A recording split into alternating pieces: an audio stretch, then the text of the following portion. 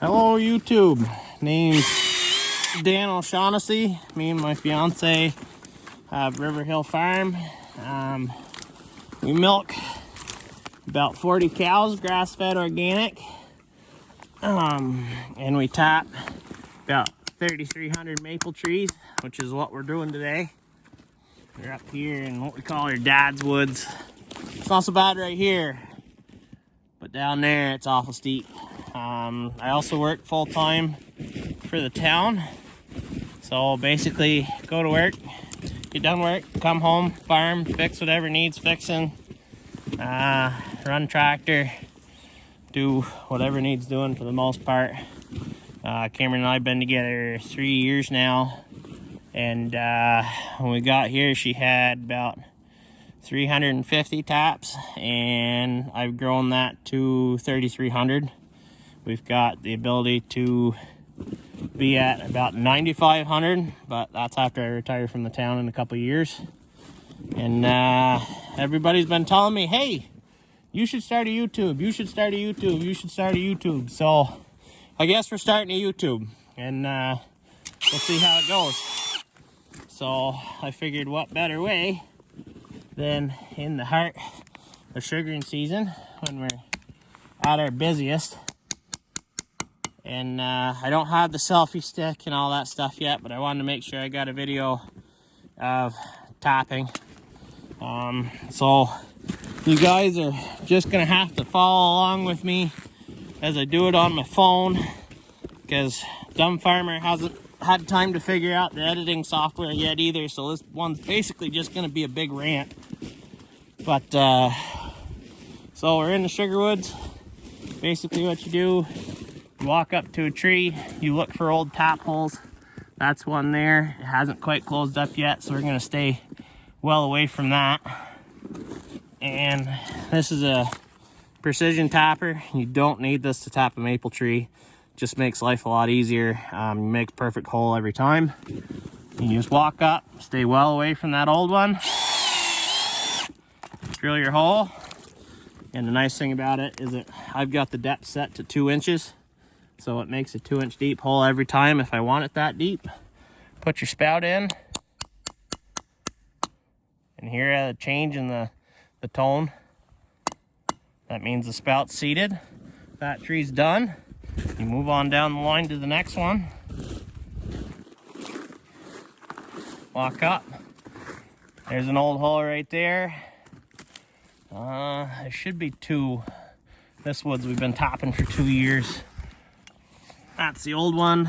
You go down about 6 inches, over about 3 inches, because when you tap a tree, you create about 1.5 inches on either side of stain, and about 5 inches down, it's like a triangle above and below. So you want to stay away from that stain and be far enough away so that you're leaving good wood in between the tap holes. This doesn't hurt the tree.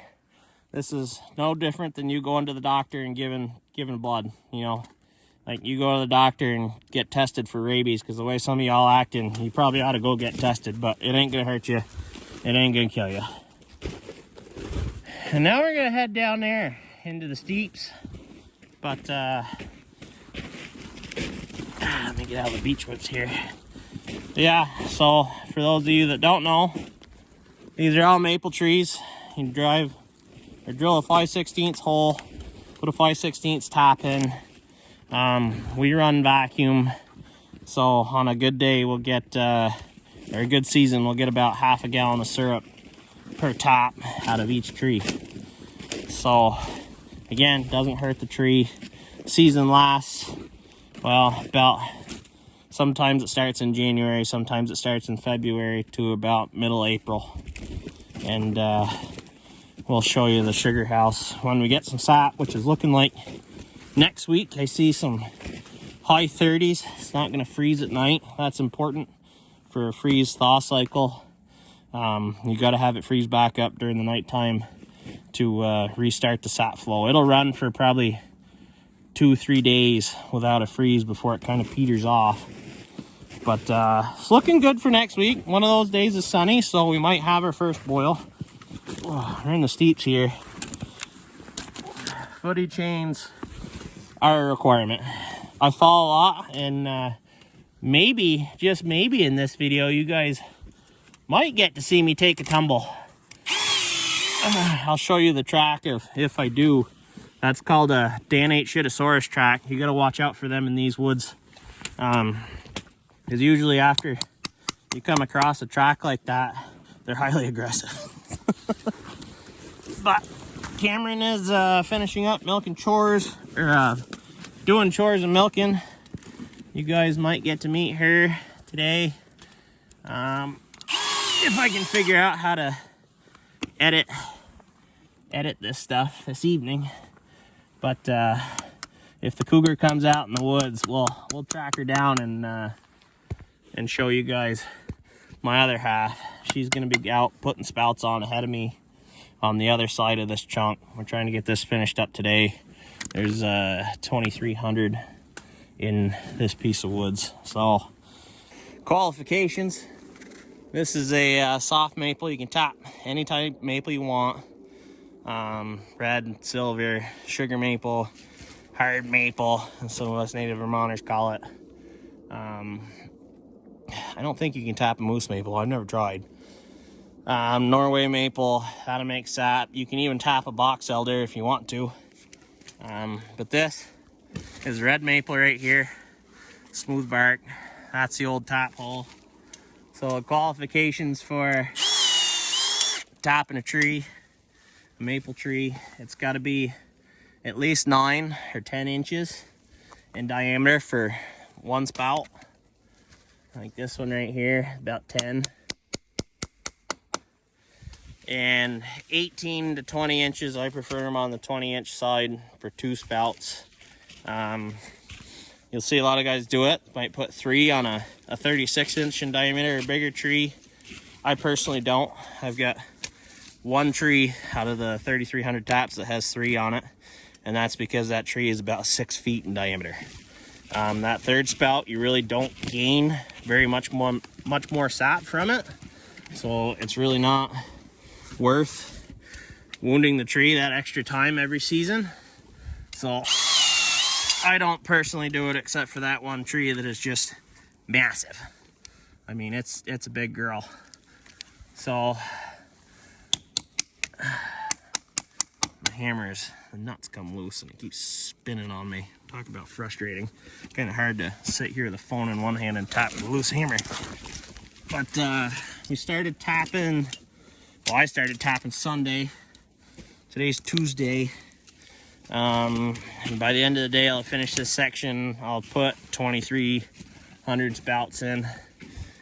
Good going with the spouts already on the drop line. So every year you cut that spout off, you throw it away. You put a new one on every year because the plastic in there absorbs bacteria, and you get better production when you put a new spout in every year. And Cameron has been going ahead of me and putting these spouts on, so it's a lot faster for me tapping, and I don't have to sit there and wiggle a spout onto the drop line at every tree.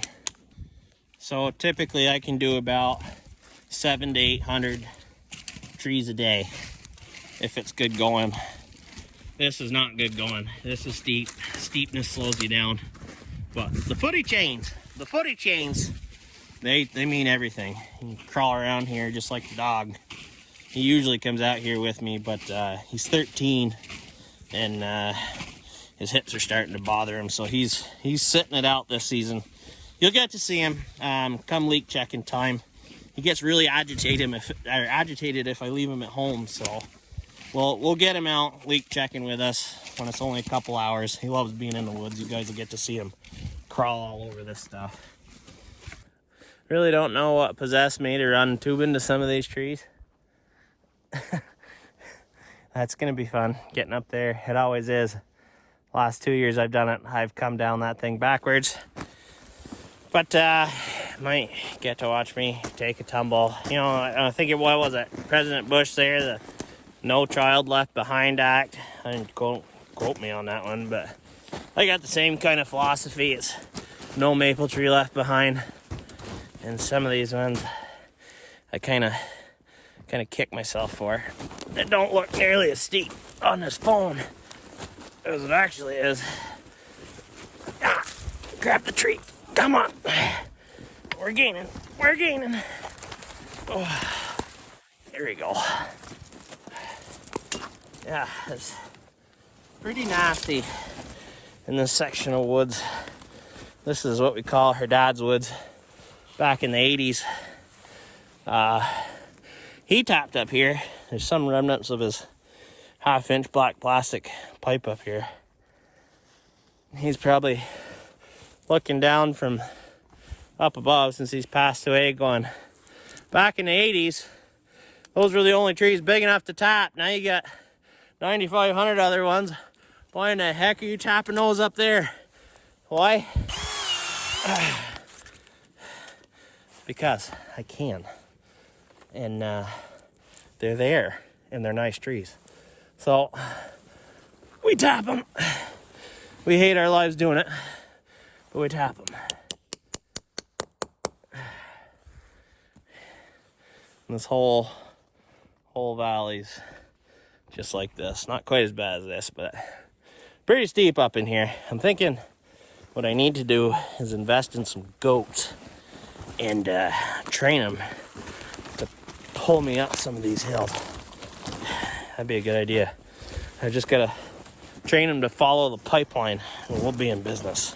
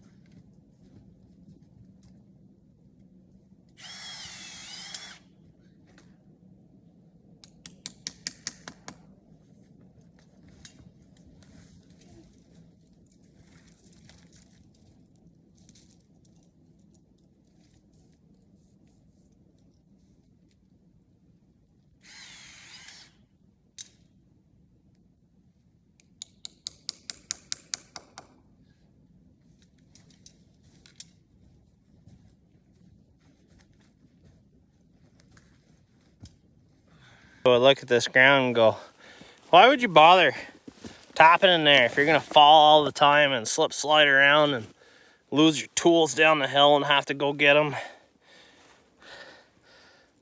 That's why the valley's full of sap cows. Look at them all. Look at the tops on those things. Big grounds, that's what you want. Makes a lot of sap. Everybody likes a big top. Oh yeah, we're in the gravy of this valley right here. 2 tops, big tops. These are some wicked nice old maples. That's what you want to see. Real branchy crowns. The more branches and leaves they have, the more sap they make. At least that's what the old timers say. But I believe it. These big trees can really surprise you. Well, since I've been down in here, I've probably gotten 3 inches of this fluffy powder, and it's killing my vibe. It's awful hard to find old tap holes. You gotta brush every tree off to find them. But that's alright. Slow us down a little bit, but we're making a good pace. I don't quite know if I'll finish this woods just because it's steep and the snow's slowing me down a little bit. But we'll be close. We'll finish it tomorrow before we head up behind the barn. If we do finish it tonight, we'll have roughly 2,300 taps in. So that'll be good.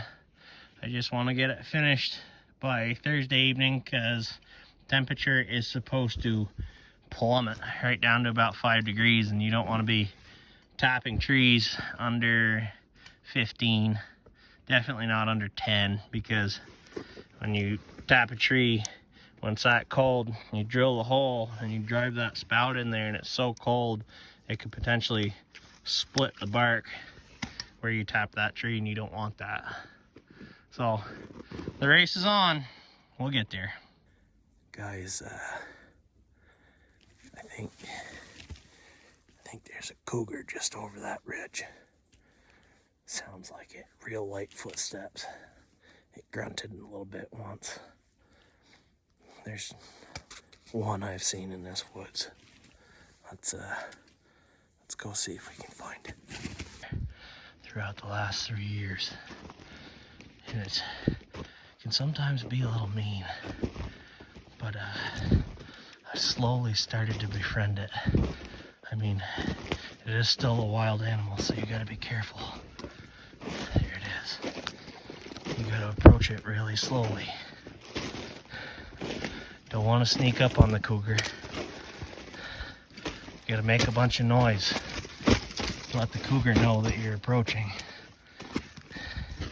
Let's see if it's angry today or not. I used you about 3 minutes ago. All you had to do was yell. I'm struggling. You were struggling? Riding a struggle bus, were you? Well, I'm here now. How can I be of service? I already fixed it. This is Cameron Clark, my soon-to-be wife, and she is the owner of Riverhill Farm. She is the cow milker, the cow caretaker, the equipment operator. She does everything. And today she's putting spouts on for me ahead of me, so makes tapping faster. Yeah. And this is the cougar that I was talking about. Sometimes quite fierce. Sometimes you just want to stay away from her, and other times she can be somewhat friendly. What do you have to say for yourself? Nothing? I might need to bite you right now. You over the snow? Yes, the snow can stop. Another thing about two tappers, you always want to stagger them. You don't want this tap and the other tap right here, because under high vacuum what they'll do is they'll fight with each other for sap. So in order to have the most production, you want to stagger them. You want to put one low and you want to put one high, so then they're not fighting each other, because you're putting vacuum on a good section around the tap hole in the tree, so it's pulling all that sap to the spout. So if you're putting vacuum on this half and then you put one over here and you're putting vacuum on this half, those two spouts will fight with each other for sap. So you always want to make sure that you stagger them. Now we better be careful in the woods now. That's a danatechitasaurus track right there. Looks like decided to bed behind that log. When one of those gets up, if you ever walk up on one, a danatechitasaurus, they're usually quite agitated and very aggressive, so you want to steer clear of those guys. Well, it looks like it's still daylight, but you get in those hemlocks and it's pretty dark. Hard to see the old tap holes, and you really don't want to get too close to one of those. So we're calling it an evening. Rhonda the Honda's been sitting underneath this hemlock tree all day, and she's got about 2.5 inches on it. So I'm guessing there's got to be 4 or 5 down at the farm. So we're gonna call it a little early, go hook the heavy Chevy to the plow and go plow the farmyard. So thanks for you guys for watching. This is my first attempt at a YouTube video. I had to do it all off my phone. I'm waiting for all the mounts to come for the GoPro, and me and Cameron will see if we can figure out how to edit videos teaching dumb farmers new tricks. But thanks again for watching, and welcome to the Riverhill Farm YouTube channel.